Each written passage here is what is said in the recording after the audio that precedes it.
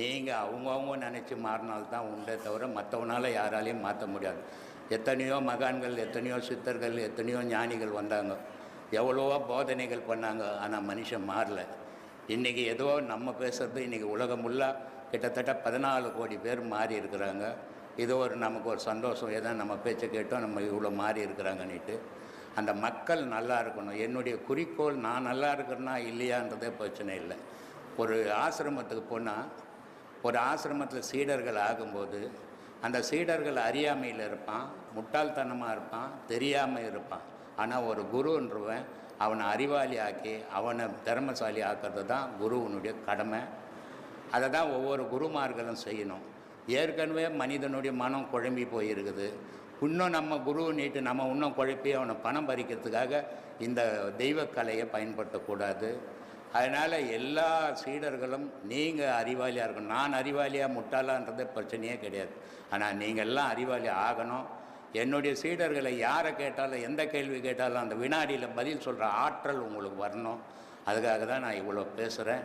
இதையெல்லாம் கேட்டு நீங்கள்லாம் நல்லபடியாக நல்ல வழியில் போவீங்க, நல்லா இருப்பீங்க. சந்தோஷத்தையும் துக்கத்தையும் தூக்கி போடுங்க. அமைதியோடு வாழ கற்றுக்குங்க. அந்த அமைதி தான் வாழ்க்கைக்கு நல்லது. அதில் ஆரவாரம் இல்லாத வாழ்ந்தீங்கன்னா அந்த அமைதி கிடைக்கும். அந்த அமைதியால் உங்கள் மனம் ஆண்டவனை தேடும். அதுக்காக தான் நான் இவ்வளோ வருஷமாக 40 வருஷமாக இதை பேசின்னு இருக்கிறேன். இன்றைக்கி உலகம் எவ்வளவோ மாறி இருக்குது. ஆனால் உலகத்தையே நம்மளால் மாற்றிட முடியாது. நம்மளால் முடிஞ்ச 10 பேர் மாறட்டும்.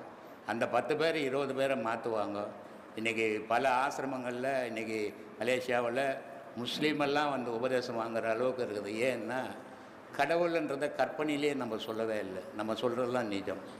அந்த நிஜத்தை அவங்க கேட்கும்போது அவங்க மனமும் மாறி, ஆமாம் இதுதானே உண்மை அப்படின்னு சொல்லிவிட்டு இன்றைக்கி முஸ்லீமெல்லாம் வந்து உபதேசம் வாங்குகிறாங்க மலேசியாவில். இதெல்லாம் வந்து பெரிய மாற்றங்கள். காரணம்னா நம்ம உண்மையை பேசுகிறோம், உண்மையை நீ தான் கடவுள், நீ இல்லைன்னா கடவுளே இல்லை அப்படின்றோம்.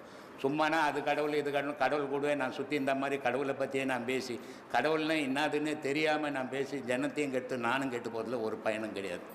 நீங்கள் தெளிவாக இருக்கணும். நீங்கள் தெளிவாக இருந்தீங்கன்னா எந்த இதுக்கும் அடிமையாக மாட்டீங்க. உங்களுக்குள்ளே உண்மை விளங்கும். அந்த உண்மை விளங்கிறதுக்காக தான் இந்த பாடம் கொடுக்குறோம்.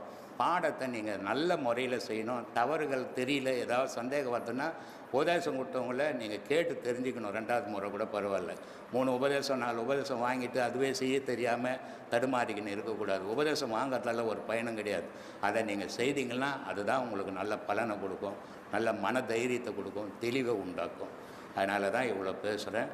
எல்லாருக்கும் வந்துக்கிற மக்கள் அத்தனை பேருக்கும், பக்தர்களுக்கும், சீடர்களுக்கும் ஆத்மா வணக்கம்.